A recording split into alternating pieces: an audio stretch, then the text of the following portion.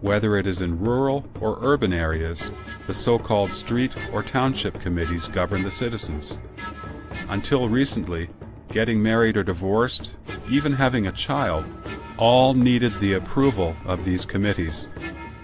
The party's ideology, way of thinking, organizational methods, social structure, propaganda mechanisms, and administrative systems serve only the CCP's dictatorial purposes. The party, through the mechanisms of government, strives to control every individual's thoughts and actions. The brutality with which the CCP controls its people is not limited to the physical torture it inflicts. The party also forces people to lose their ability to think independently, and makes them into fearful, self-protective cowards, daring not to speak up. The goal of the CCP's rule is to brainwash each of its citizens so that they think, act, and talk like the CCP and do what it promotes. There is a saying that party policy is like the moon. It changes every 15 days. No matter how the party changes its policies, everyone in the nation needs to follow them closely.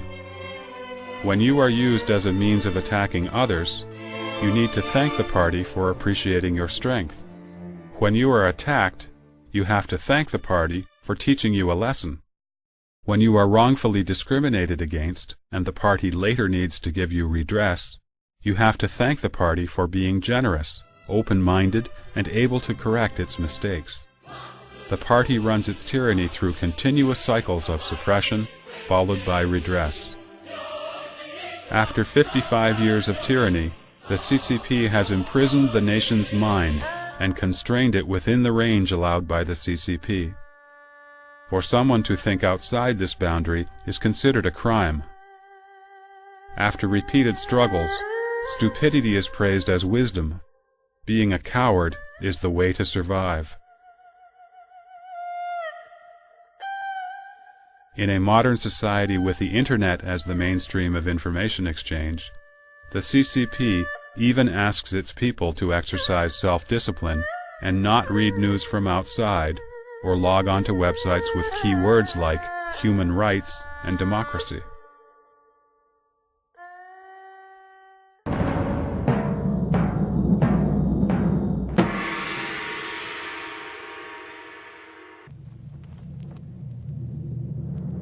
Speaking of the CCP tyranny, people are reminded of the endless movements, such as the land reform, suppression of counter-revolutionaries, the 3 anti and 5 anti campaigns, the anti-rightist and anti-right-leaning campaigns, the 4 cleanups, the Cultural Revolution, and so on.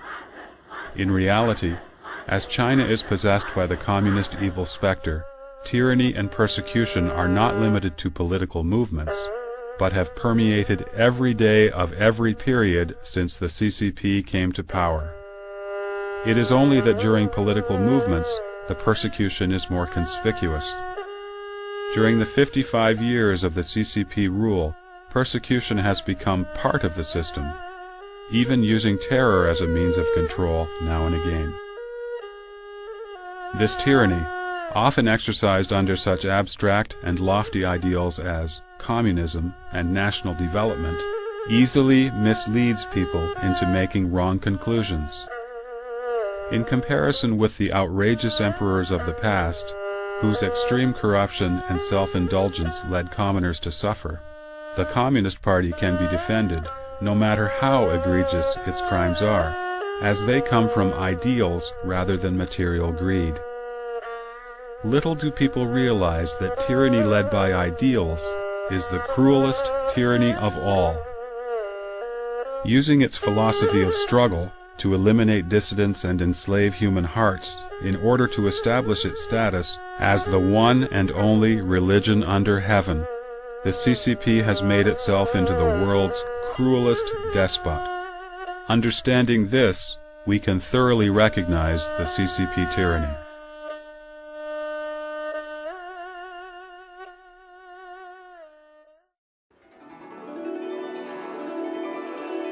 In Chinese history, every benevolent leader viewed loving, nourishing, and educating the people as the duties of government.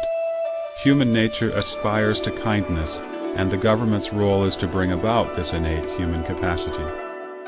Mencius, who followed Confucius, said, "This is the way of the people.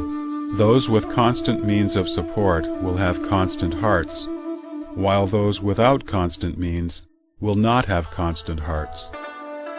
Education without prosperity has been ineffective. The tyrannical leaders who have had no love for the people, but who have killed the innocent, have been despised by the Chinese people.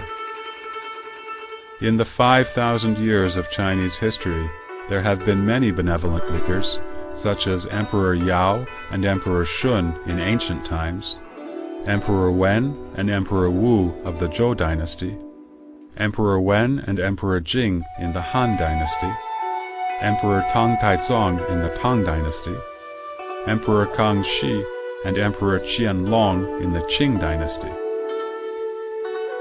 The prosperity enjoyed in these dynasties was all a result of the leaders practicing the heavenly Tao, following the doctrine of the mean, and striving for peace and stability. The characteristics of a kind leader are to make use of virtuous and capable people, to be open to different opinions, to promote justice and peace, and to give the people what they need. This way, citizens will obey the laws, maintain a sense of decorum, live happily, and work efficiently.